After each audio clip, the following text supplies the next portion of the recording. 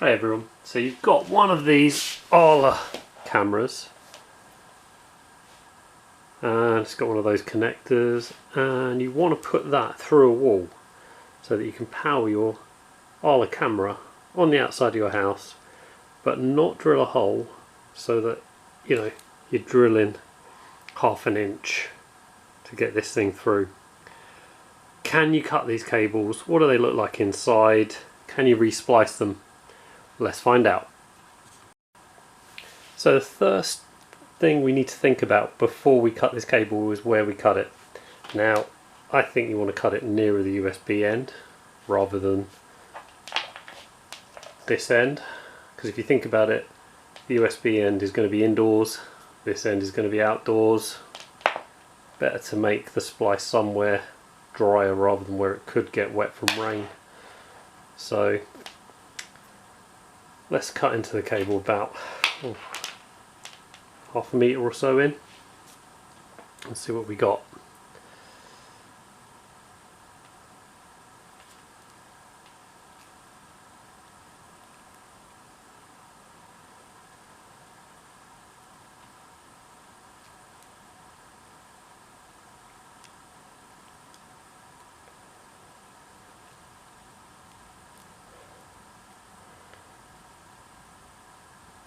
Need some elevator music at this point.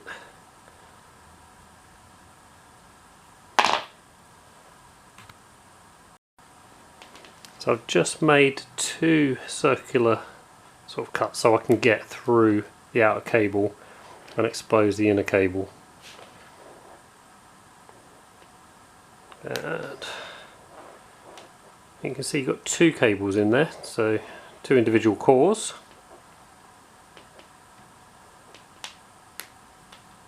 Which is news to me because it's the first time I'm doing it.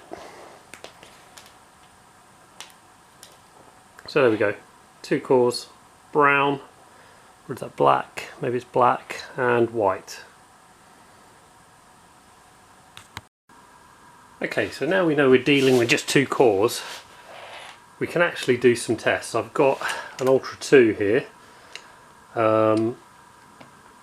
We can find out how many volts and amps this Ultra 2 is drawing. So we can take this end of the cable and just expose a little bit of a copper core, more than that.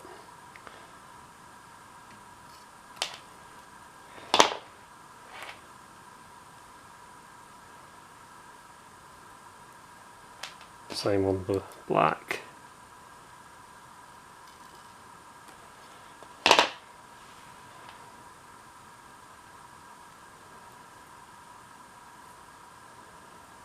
Actually, what I'll do is I'll connect these to the multimeter. I've got a sort of Motorola USB with 1 amp output. Got an Apple one as well. Connected to one of these via power, and we should be reading about 5 volts on this at the moment. We'll do that as a first test. Okay, this should be now live with 5 volts. I've just plugged it in.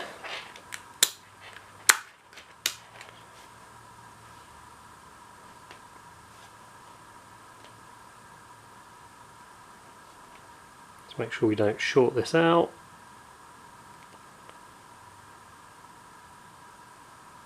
Okay, so that tells us the white is live and the black is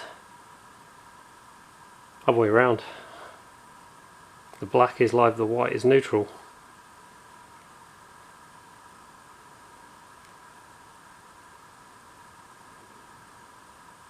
There we go, just to be contrarian.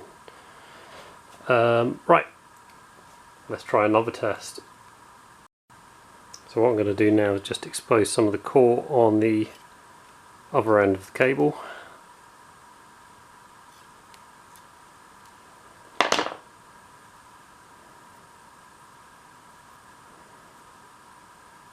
Then we'll just loosely connect these two back together, and then we'll be able to detect the amps used to charge the actual Arlo when it's hooked up. Okay, so what I've done is, just off camera, I have twisted these two together, the two white cables. I'm just going to put a little bit of insulating tape on that so we don't make any connections we didn't mean to. And let's connect this one onto this end of the live cable, and the other side of the multimeter to this side, which is what you have to do if you're going to try and measure amps. Multimeter is already set to amps. This has got milliamps here, but at 600 milliamps that will blow the fuse, so I'm going to go on the amp side rather than the milliamp side. And power's running to this at the moment. All I need to do is actually connect it on this end. There we go. And we're getting about 300 milliamps. I'll say just under 0.4 of an amp. So that's what it appears to be drawing through a USB cable that can actually go up to 1 amp. That's just a standard sort of, you know, one of these 1 amp type USB power supplies. So it doesn't look like it needs, oh, and it's just gone down to, there's 300, but it went down to 0.08 of an amp. So interesting. Doesn't seem to take a lot of power. What I'm going to do now is just activate the camera, live stream, and then see how many amps at 5 volts it's drawing then.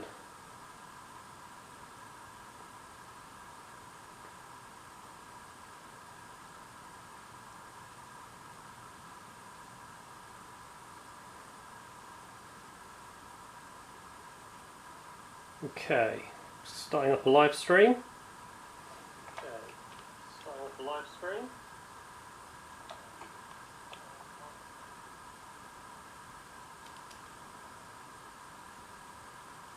And there is the live stream. And it's drawing about 0.4 of an amp. I'm repeating everything I say. Okay, so charging normally about 300 milliamps. A live stream takes it to about 400 milliamps by the looks of it, so both quite capable when on a standard USB 1 amp charger. So I don't actually think you need anything fancy to charge an Ultra 2. And the blue light is now on, which indicates it's getting enough power that the battery was on 99% full. Now it's at 100, so it's got the blue charge light on. Right, let's unplug that from power. That's gone back to 0. Okay, so what's next? I've just disconnected it. I'm going to take this bit of insulating tape off. We can just pull these two apart. I mean, the next thing we do is probably snip it here, because once we push this through the wall, you don't want these loose like that. It's better to lose about 1 inch of cable.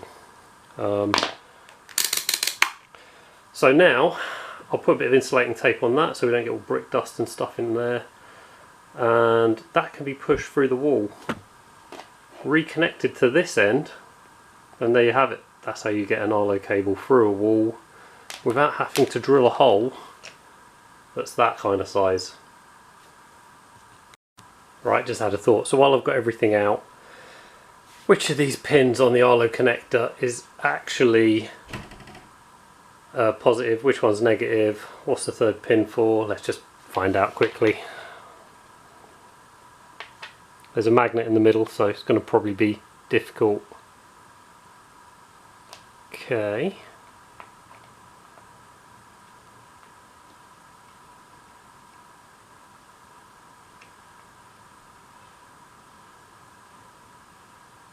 Okay, so to answer that question, as you look at the connectors, the one on the left hand side is the positive and the top one is the negative. Yeah. So those are the important connectors, the left and top. Yeah, just out of interest. Anyway.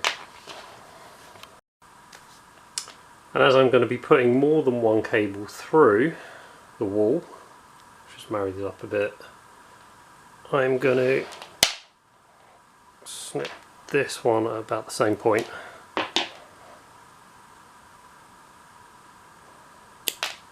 There we go. So 2 cables to go through the wall, and re-splice. I'll be re-splicing them in a minute, and I'll take a quick video of how you do that as well. Right, so stage 1 is complete. Used a thicker piece of cable to drag through the 2 Arlo power cables through the wall. Next job is just to splice them up. Right, so the first of the 2 cables, the longer one, I've already cut it, and I'm going to use some of the cable that I've cut off to extend the shorter of the 2 cables. So what you want to do is take off about 2.5 centimeters, or if you're American, buy a ruler that converts from metric to imperial. No, I'm only joking. Or about 1 inch, 2.5 centimeters. Let's expose about 1 centimeter of the cores, maybe a bit more.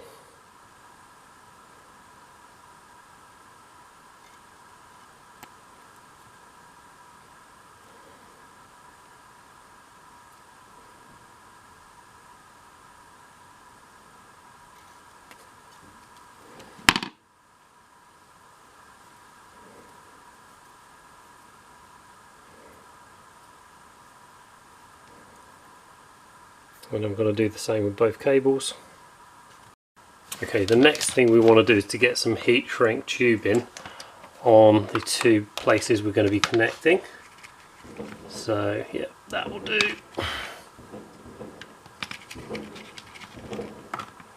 I'm going to use about 4 of these. If you haven't got a pack, get a pack, they're really useful. So next what you want to do is all the cables that you're going to do the connecting on, put them through the heat shrink. Preferably do them before you've done what I've done and expose them, but anyway.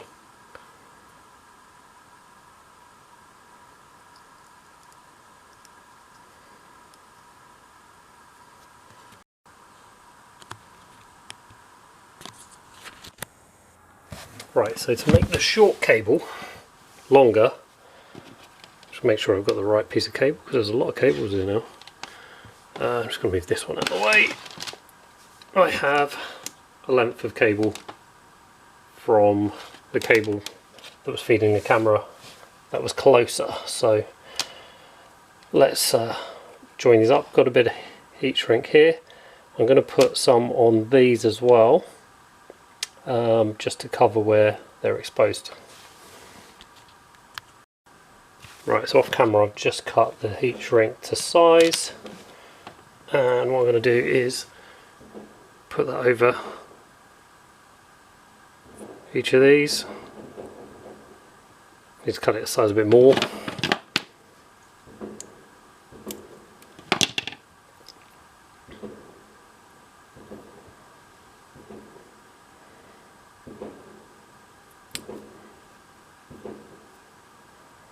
Maybe just a little bit more.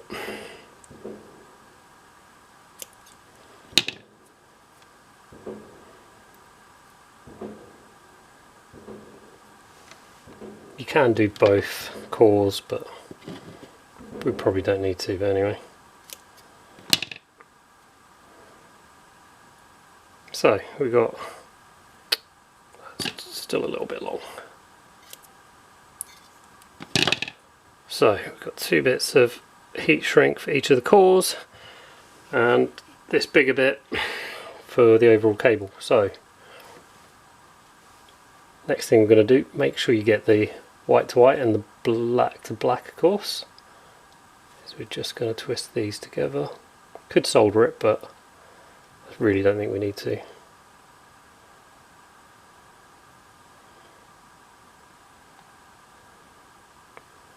See that? Maybe, maybe not.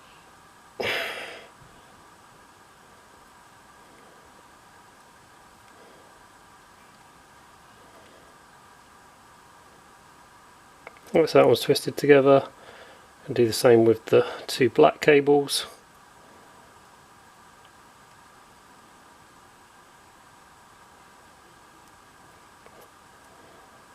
Actually, let's just twist this one around a bit. And that one. Right.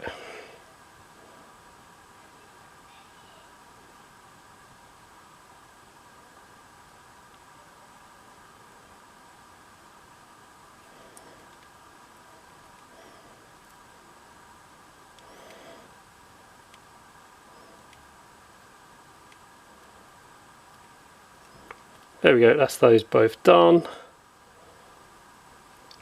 Going to fold them back on themselves, one way, one the other, and then you can put the heat sleeve on like that.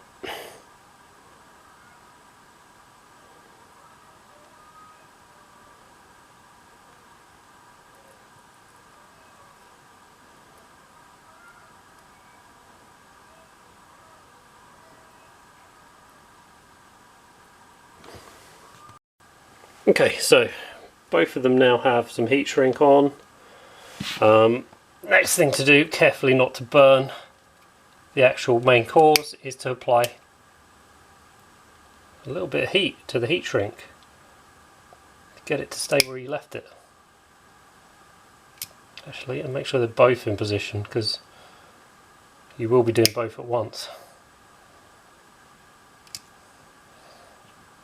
And try not to burn the original cables, because they might not be heat resistant.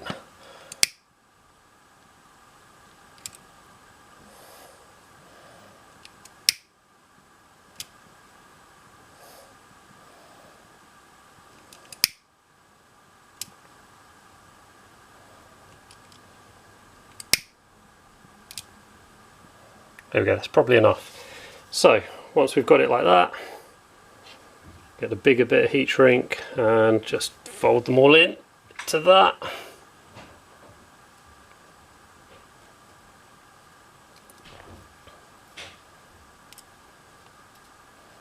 Try and obviously get it to overlap, feel where the join is, and we'll do the same thing to that.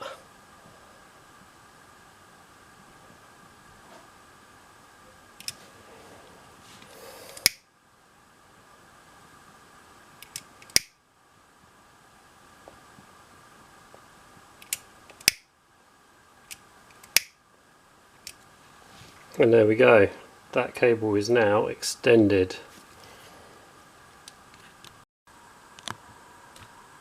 Okay, now what we're going to do is do the last leg of the extension, attaching the USB cable, A type USB end. So, got my big heat shrink pre-applied.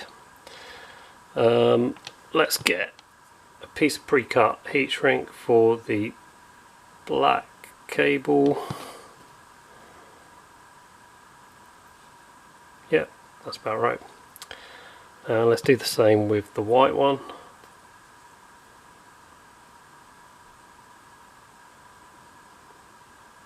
And then we can connect them in opposite directions.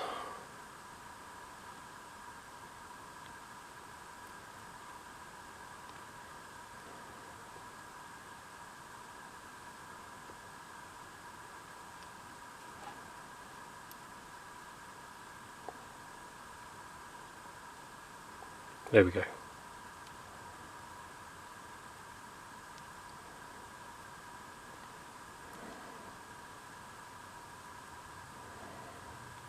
So we can fold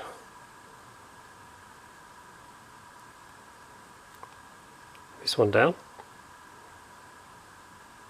and get the heat shrink over it to cover it, like that. Then we do the same with the white core.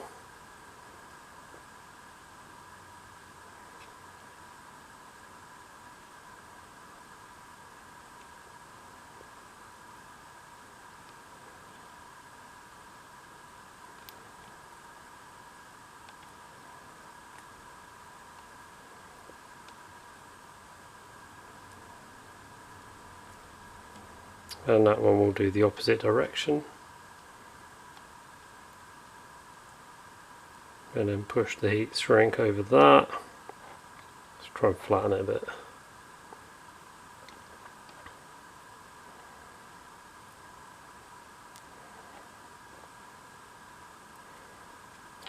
That should be how it looks,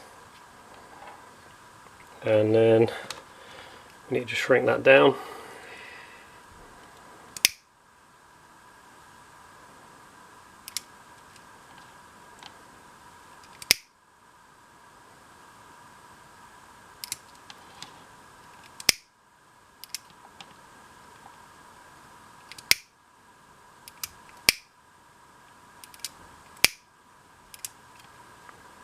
Like that. Ooh, that got hot. And then same thing again.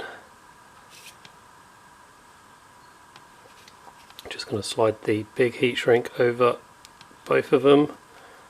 Feel to make sure you're getting it over the two of them, nicely overlapped. And then we'll shrink this one down.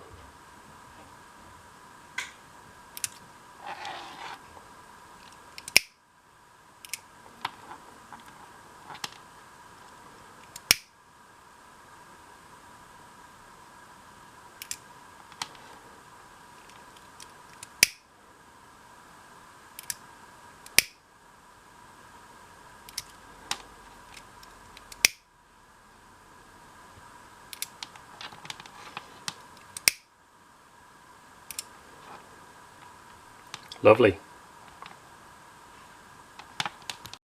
And there's the finished product. 2 cables spliced in a couple of locations with the USB connectors ready to be plugged in.